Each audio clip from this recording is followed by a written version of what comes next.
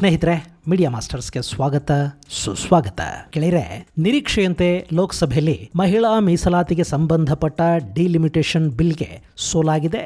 2 ದಿನಗಳ ನಿರಂತರ ಚರ್ಚೆ, ಬುಧವಾರ ಮಧ್ಯರಾತ್ರಿಯವರೆಗೆ ನಡೆದ ಸದನ ಎಲ್ಲ ಕೂಡ ದ್ರಾವಿಡ ಪ್ರಾಣಾಯಾಮದಂತಾಯಿತು ಅಂತ ಅನಿಸಿದ್ರು ಕೂಡ ಅಲ್ಲಿ ಆಡಳಿತಾರೂಢ ಪಕ್ಷ ತಾನು ಏನು ಸಾಧಿಸಬೇಕಿತ್ತೋ ಅದನ್ನು ಸಾಧಿಸಿದಂತೆ ಕಾಣ್ತಾ ಇದೆ. ಬಿಲ್ ಫೇಲ್ ಆದರೂ ಇಲ್ಲಿ BJP ಪಾಸಾಗಿದೆ. ಹಾಗಾದರೆ ಸರ್ಕಾರ ಅರ್ಜೆಂಟಾಗಿ ಈ ಮಸೂದೆಯನ್ನು ಮಂಡಿಸಿದ್ದು ಯಾಕೆ? ಬಹುಮತ ಇಲ್ಲ ಅನ್ನೋದು ಗೊತ್ತಿದ್ದು ಕೂಡ ಸರ್ಕಾರ ಅಲ್ಲಿ ರಿಸ್ಕ್ ತಗೊಳ್ತಾ ಅಥವಾ ಒಂದೇ ಕಲ್ಲಿಗೆ 2 ಹಕ್ಕಿಗಳನ್ನು ಹೊಡೆಯೋ ಪ್ರಯತ್ನವನ್ನು ಅಲ್ಲಿ BJP ಮಾಡ್ತಾ? ಚುನಾವಣೆಯ ಹೊತ್ತಲ್ಲೇ ಇದು ಯಾಕೆ ಬೇಕಿತ್ತು ಮತ್ತು ಬಿಲ್ಲಿಗೆ ಸೋಲಾದರೂ BJPಗೆ ಲಾಭ ಆಗುತ್ತೆ ಅಂತ ಇದನ್ನು ಯಾಕೆ ಬಣ್ಣಿಸ್ತಾ ಇದ್ದಾರೆ? ಬನ್ನಿ ನೋಡೋಣ. ಗೆಳೆಯರೆ, ಮಹಿಳೆಯರಿಗೆ 33% ಮೀಸಲಾತಿಯನ್ನು ಕೊಡೋದಕ್ಕೆ 2023ರಲ್ಲಿ ನಾರಿ ಶಕ್ತಿವಂದನ್ ಅಧಿನಿಯಮ ಹೆಸರಿನ ಬಿಲ್ಲೊಂದನ್ನು ಮಂಡನೆ ಮಾಡಲಾಯಿತು. ಅದು 2 ಸದನಗಳಲ್ಲಿ ಪಾಸಾಯಿತು. ರಾಷ್ಟ್ರಪತಿಗಳ ಅಂಕಿತ ಕೂಡ ಅದಕ್ಕೆ ಬಿತ್ತು. ಆದರೆ ಅದನ್ನು ಜಾರಿ ಮಾಡೋದಕ್ಕೆ ಸರ್ಕಾರ ಡಿಲಿಮಿಟೇಷನ್ ಮಾಡೋ ನಿರ್ಧಾರವನ್ನು ಮಾಡಿತು. ಸದ್ಯಕ್ಕೆ ಲೋಕಸಭೆಯಲ್ಲಿ 543 ಸ್ಥಾನಗಳಿವೆ. ದೇಶದ ಜನಸಂಖ್ಯೆ 50 ಕೋಟಿ ಇದ್ದಾಗ ಅಲ್ಲಿ 543 ಸ್ಥಾನಗಳನ್ನು ನಿಗದಿಪಡಿಸಲಾಯಿತು. ಈಗ ಜನಸಂಖ್ಯೆ 145 ಕೋಟಿ ಆಗಿದೆ. ಸೊ 3 ಪಟ್ಟು ಜನಸಂಖ್ಯೆ ಹೆಚ್ಚಾಗಿರುವಾಗ ಜನಪ್ರತಿನಿಧಿಗಳ ಸಂಖ್ಯೆ ಕೂಡ ಹೆಚ್ಚಾಗಬೇಕು. ಹಾಗೆ ಲೋಕಸಭೆಯ ಸ್ಥಾನಗಳನ್ನು ಹೆಚ್ಚು ಮಾಡಿ ಅದರ ಜೊತೆಗೆ ಮಹಿಳಾ ಮೀಸಲಾತಿಯನ್ನು ಕೂಡ ಕಲ್ಪಿಸಿಕೊಡೋ ಯೋಜನೆಯನ್ನು ಸರ್ಕಾರ ರೂಪಿಸಿತು. ಇನ್ನು ಮೀಸಲಾತಿಯನ್ನು ಮುಂದಿನ ಚುನಾವಣೆ ಹೊತ್ತಿಗೆ ಅಂದರೆ 2029ರ ಚುನಾವಣೆಯ ಹೊತ್ತಿಗೆ ಜಾರಿ ಮಾಡಿಬಿಡೋದಕ್ಕೆ ಡಿಲಿಮಿಟೇಷನ್ ಬಿಲ್ ಮಂಡನೆ ಮಾಡೋದಕ್ಕೆ ಕೂಡ ಸರ್ಕಾರ ಮುಂದಾಯಿತು. ಅದರ ಭಾಗವಾಗಿ ಲೋಕಸಭೆಯಲ್ಲಿ ಸಂವಿಧಾನಕ್ಕೆ 131ನೇ ತಿದ್ದುಪಡಿ ಬಿಲ್, ಡಿಲಿಮಿಟೇಷನ್ ಬಿಲ್ ಮತ್ತು ಯೂನಿಯನ್ ಟೆರಿಟರೀಸ್ ಲಾ ಅಮೆಂಡ್ಮೆಂಟ್ ಬಿಲ್ 2026 ಈ 3 ಬಿಲ್ಗಳನ್ನು ಮಂಡನೆ ಮಾಡಬೇಕಿತ್ತು. ಅದಕ್ಕಾಗಿ 2 ದಿನಗಳ ಕಾಲ ಚರ್ಚೆಗಳು ನಡೆದವು. ಶುಕ್ರವಾರ 131ನೇ ತಿದ್ದುಪಡಿ ಬಿಲ್ಲನ್ನು ಮಂಡನೆ ಮಾಡಲಾಯಿತಾದರೂ ಅದಕ್ಕೆ 3/2ರಷ್ಟು ಬಹುಮತ ಸಿಗದ ಕಾರಣ ಬಿಲ್ಗೆ ಸೋಲಾಯಿತು. 2 ಬಿಲ್ಗಳ ಮಂಡನೆಯನ್ನು ಸರ್ಕಾರನೇ ಹಿಂದಕ್ಕೆ ಪಡಿತು. ಅಲ್ಲಿಗೆ ಮಹಿಳಾ ಮೀಸಲಾತಿ 2029ರಿಂದ ಜಾರಿಗೆ ಬರಬಹುದು ಅನ್ನೋ ನಿರೀಕ್ಷೆಗಳೇನಿದ್ವು ಅವು ಸುಳ್ಳಾದವು. ಇನ್ನು ಸದನದಲ್ಲಿ ಈ ಬಿಲ್ ಬಗ್ಗೆ ಭಯಂಕರ ಚರ್ಚೆಗಳಾದವು. ಮಹಿಳಾ ಮೀಸಲಾತಿಯನ್ನು ಈ ಹಿಂದೆ ಕೂಡ ಕೆಲ ಪಕ್ಷಗಳು ವಿರೋಧ ಮಾಡಿದ್ವು. ಅವರೇ ಈಗಲೂ ಅದನ್ನು ತಡೀತಾ ಇದ್ದಾರೆ ಅಂತ ಹೇಳಿದ ಪ್ರಧಾನಿ ಮೋದಿ ಮಹಿಳೆಯರ ಹಕ್ಕುಗಳನ್ನು ಹತ್ತಿಕ್ಕುವ ರಾಜಕೀಯ ಪಕ್ಷಗಳಿಗೆ ಮಹಿಳಾ ಮತದಾರರು ಈ ಹಿಂದೆ ಪಾಠ ಕಲಿಸಿದ್ದಾರೆ ಅಂತ ಹೇಳೋ ಮೂಲಕ ಇಂಡಿ ಮೈತ್ರಿಕೂಟದ ಪಕ್ಷಗಳನ್ನು ತಿವಿದ್ರು.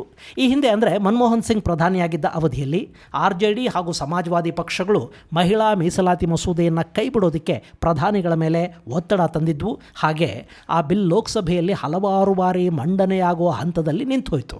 ಕೆಲ ಬಾರಿ ಮಂಡನೆ ಆದರೂ ಕೂಡ ಅದಕ್ಕೆ ಬಹುಮತ ಸಿಕ್ಕಿರಲಿಲ್ಲ. ಆದರೆ 2023ರಲ್ಲಿ ಬಿಲ್ ಪಾಸಾಯಿತು. ಕಾಂಗ್ರೆಸ್ ಪಕ್ಷ ಕೂಡ ಅದನ್ನು ಅವತ್ತು ಬೆಂಬಲಿಸಿತ್ತು. ಆದರೆ ತಕ್ಷಣದಿಂದ ಅದನ್ನು ಜಾರಿಗೆ ತರೋದಕ್ಕೆ ಸಾಧ್ಯ ಇರಲಿಲ್ಲ.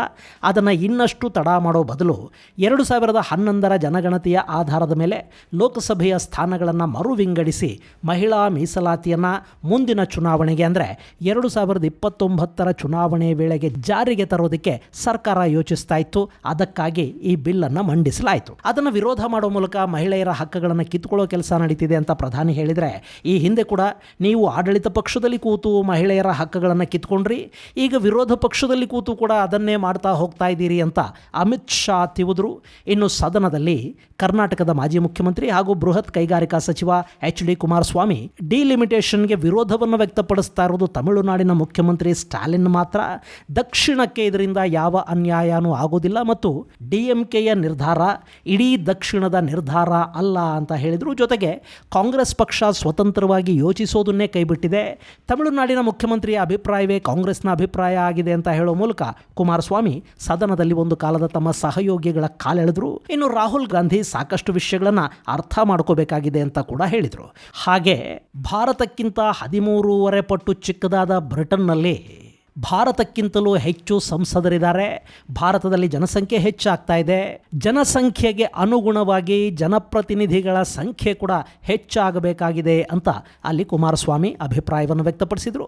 ಇನ್ನು ರಾಹುಲ್ ಗಾಂಧಿ ಕೂಡ ಸದನದಲ್ಲಿ ಸಾಕಷ್ಟು ಮಾತನಾಡಿದರಾದರೂ ಅವರು ಸರ್ಕಸ್ ಕತೆ ಹೇಳಿದ್ದು, ಅಜ್ಜಿ ಕತೆ ಹೇಳಿದ್ದು, ಆಪರೇಷನ್ ಸಿಂಧೂರ್ ಬಗ್ಗೆ ಮಾತಾಡಿದ್ದು ಇದೆಲ್ಲ ಕೂಡ ವಿಷಯದ ಪರಿಧಿಯಿಂದ ಪದೇ ಪದೇ ಆಚೆಗೆ ಹೋಗ್ತಾ ಇದ್ದಾರೆ ಅಂತ ಅನಿಸೋದಕ್ಕೆ ಅವಕಾಶವನ್ನು ಮಾಡಿಕೊಡ್ತಾ ಇತ್ತು.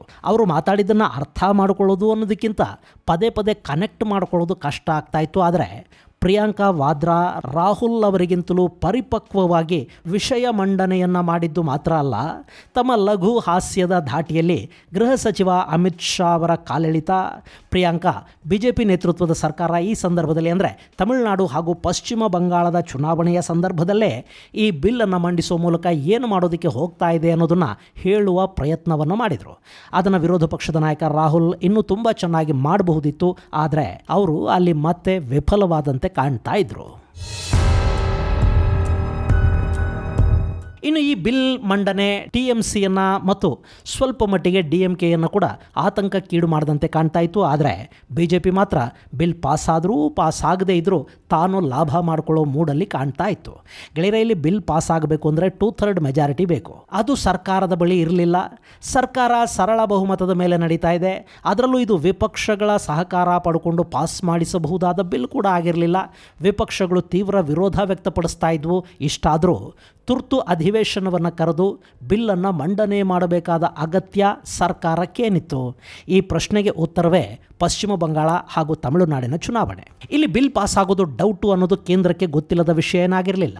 ಹಾಗೆ ಸಹಮತಕ್ಕೆ ಅವರು ದೊಡ್ಡ ಪ್ರಯತ್ನವನ್ನು ಕೂಡ ಮಾಡಿದ ಹಾಗೂ ಕಾಣಲಿಲ್ಲ. ಅಲ್ಲಿ ಬಿಲ್ ಪಾಸ್ ಆದರೆ ಮಹಿಳಾ ಮೀಸಲಾತಿಯನ್ನು ಜಾರಿಗೆ ತಂದ ಕೀರ್ತಿ BJP ಸರ್ಕಾರಕ್ಕೆ ದಕ್ತಾ ಇತ್ತು.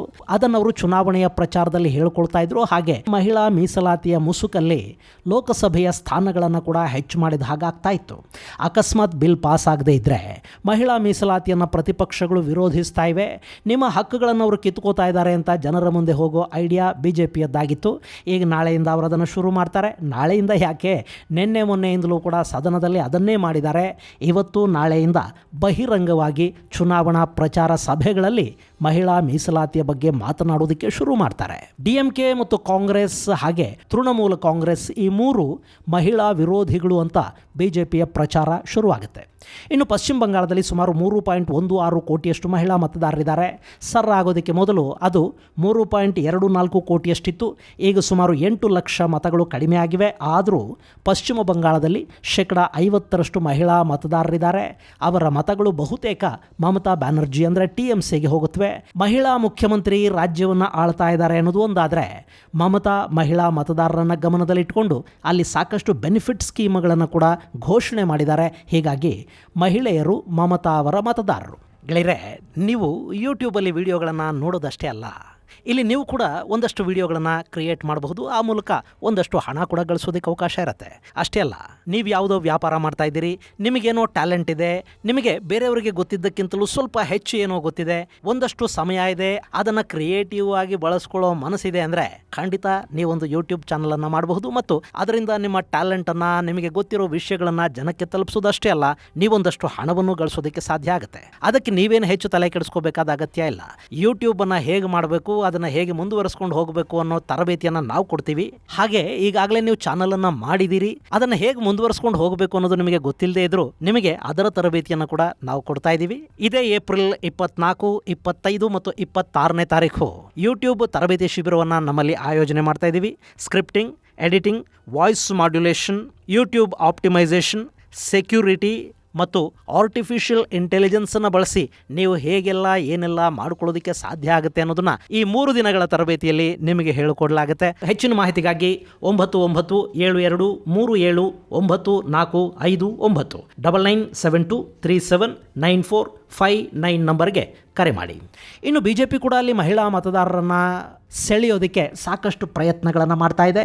BJPಯು ಸಾಕಷ್ಟು ಮಹಿಳಾ ಸ್ಕೀಮುಗಳನ್ನು ಪಶ್ಚಿಮ ಬಂಗಾಳದ ಪ್ರಣಾಳಿಕೆಯಲ್ಲಿ ಘೋಷಣೆ ಮಾಡಿದೆ. ಅಲ್ಲಿ ಹಿಂದೂ ಮತ ಧ್ರುವೀಕರಣದ ಜೊತೆಗೆ ಮಹಿಳೆಯರ ಮತಗಳು ಕೂಡ ಬಂದರೆ ಗೆಲುವಿಗೆ ಹತ್ತಿರ ಆಗ್ತೀವಿ ಅಂತ BJP ಭಾವಿಸ್ತಾ ಇದೆ. ಇನ್ನು ಎಲ್ಲಿ ಕಮ್ಯುನಿಸ್ಟರು ಗೆಲ್ಲೋದಕ್ಕೆ ಸಾಧ್ಯ ಆಗೋದಿಲ್ವೋ ಅಂಥ ಕಡೆಗಳಲ್ಲಿ ಕಮ್ಯುನಿಸ್ಟ್ ಕಾರ್ಯಕರ್ತರು ಕೂಡ TMCಯ ವಿರುದ್ಧ ಮತ ಚಲಾಯಿಸ್ತಾರೆ. ಅಂದರೆ ಅವರ ಮತಗಳು BJPಗೆ ಬರುತ್ತವೆ. ಹೀಗಾಗಿ ಪಶ್ಚಿಮ ಬಂಗಾಳದಲ್ಲಿ ಮಹಿಳೆಯರ ಮತಗಳನ್ನು ಸೆಳೆದ್ರೆ ದೊಡ್ಡ ಮಟ್ಟದ ಲಾಭ ಆಗುತ್ತೆ ಅನ್ನೋದು BJPಯ ಐಡಿಯಾ. ಇನ್ನು ಅಲ್ಲಿ ಒಟ್ಟು ಮತದಾರರ ಪೈಕಿ 27% ಮುಸ್ಲಿಂ ಮತಗಳಿವೆ ಅಂತ ಹೇಳ್ತಾರೆ. ಹಾಗೆ 3 ಕೋಟಿ ಮಹಿಳಾ ಮತದಾರರ ಪೈಕಿ ಕೂಡ ಮುಸ್ಲಿಮರು 27%ನಷ್ಟಿರ್ತಾರೆ.